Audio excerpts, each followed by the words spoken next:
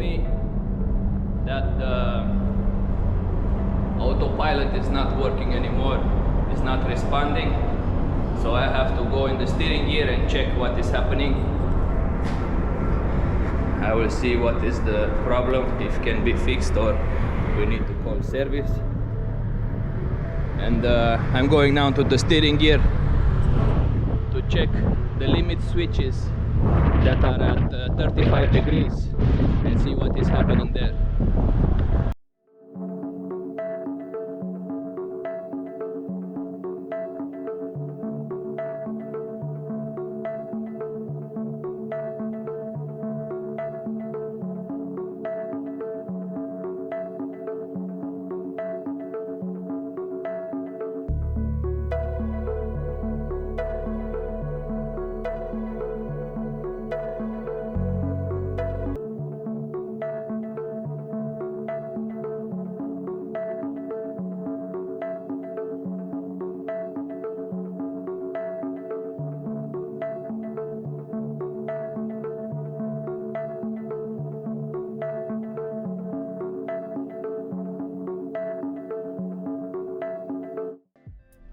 So we have a problem with the autopilot. Pump number 2 is giving some error, and the heading does not match whenever you are changing through the steering. The heading from the autopilot does not match the heading from the ship. So I've started to investigate. First of all, I checked the limit switches at the end of the line at 35 degrees for each pump, if they are stuck or if they have good signal. I have checked that and they are okay for the moment. And now I am checking the transmitter, the micro transmitters. These are the values that I get. This is DC and should be between 0 and 15 volts DC. So the values are matching. They are higher on the starboard, but they are matching. You see here negative, because I put the leads, the negative lead, I put it on the plus, so it's no problem. And this I have to send to the office and see what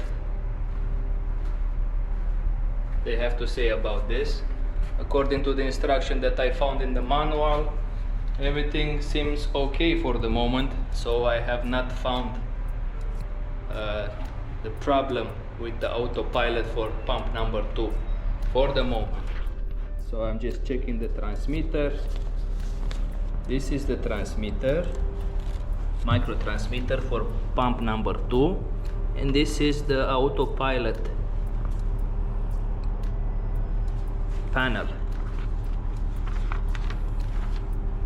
This is the whole diagram. This is the transmitter.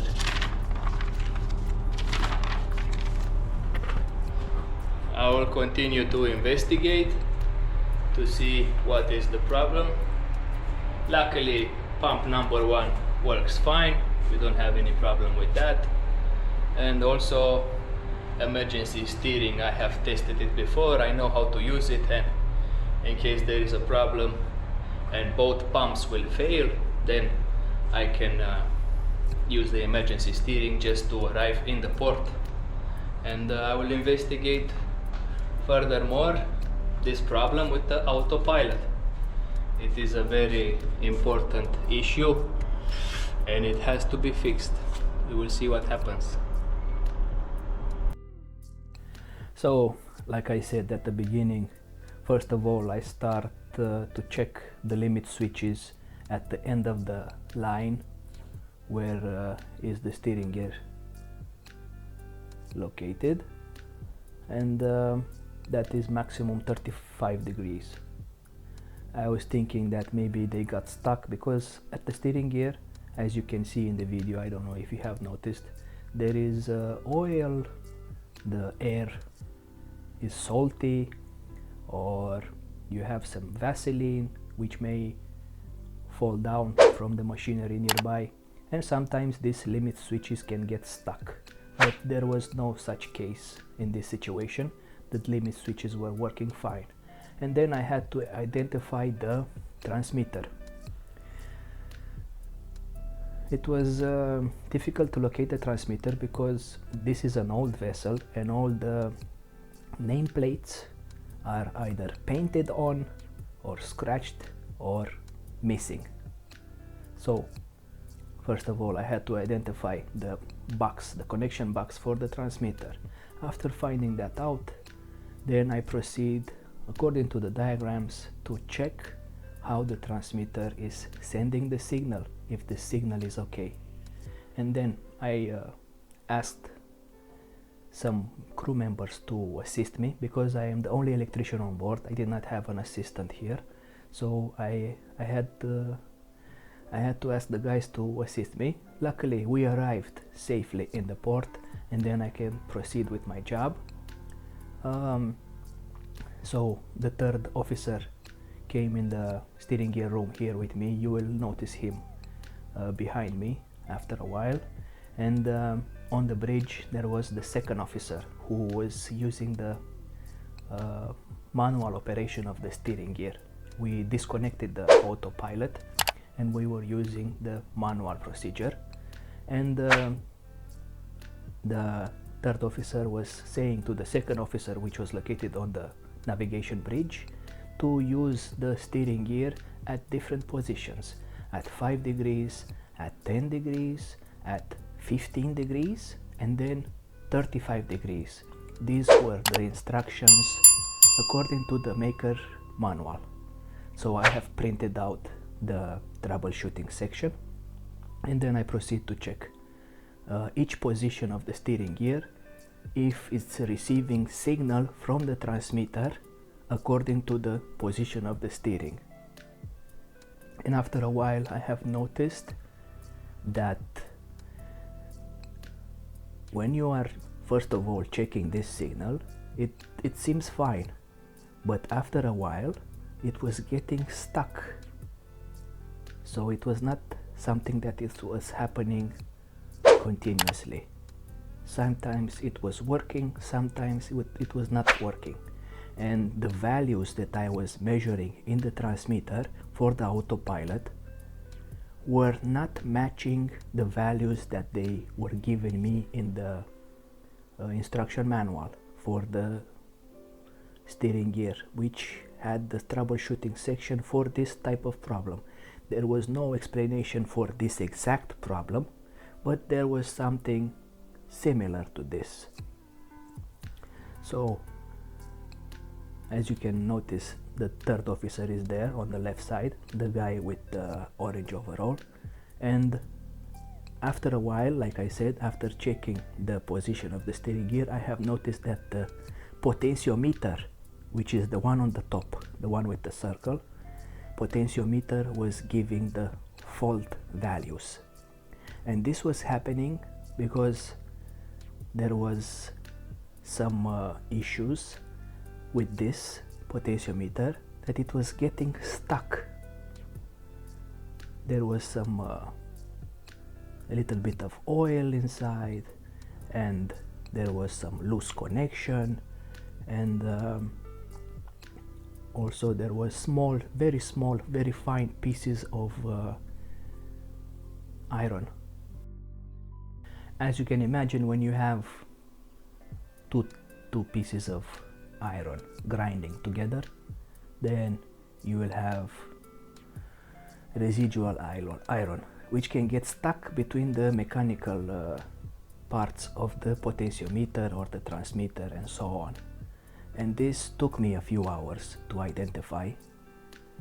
And when I am describing to you, this may seem a simple problem, but any troubleshooting takes a lot of time First of all, because, like I said, I am the only electrician on board.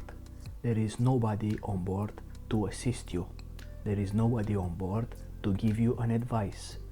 If you are coming alone at sea as an electrician, keep in mind that you will be alone. And that is why the electrician on board is essential to any vessel, because you have to know everything. You have to work on the electronic parts, on the mechanical parts. If you are on a container vessel like I am here, then you have to take care of the reefers, so you have compressors to take care of, and so on. As an electrical officer, as an electrical engineer, you are crucial to any vessel, and you have to have a lot of knowledge about different parts of the vessel. If you are starting your career as a cadet, as an electrical cadet, keep that in mind, that the salary is great. Yes, I will not deny that. You will travel all over the world, but keep in mind that you will have a lot of troubleshooting to do, because you are alone on board and there is nobody to assist you. And that's about it for this week. That is the troubleshooting that I have done at the steering gear. It was a very important problem that I had to solve, because after this port we were going to China, and the authorities will not allow you to go up on the Yellow River without a proper steering gear. If your steering gear is not working correctly, no authority in any port in any country will allow you to go inside the port, because the ship might get arrested. You will have a port state control. So always take care of your machinery to be in the best condition possible, so you don't have any troubleshooting to do while you are in a critical situation. Hey there, thank you for watching my video. I hope you have enjoyed it. If you have enjoyed it, don't forget to hit that like button, and maybe you want to subscribe to the channel if you are not already subscribed. This way you will see the video that I'm posting in 2 weeks. Every Saturday in English will be a vlog in English about different subject regarding the seaman life. Sometimes I will repair some machinery because I am an electrical officer. I do some mechanical stuff also. I have also the reefers here on board, which are my responsibility. Sometimes I will have interview with the crew, or I will go outside for some shore leave and some fun. Don't forget to like the clip if you liked it, and I hope to see you next time on my channel. Thank you very much for your attention, and I hope you have a wonderful day. Goodbye.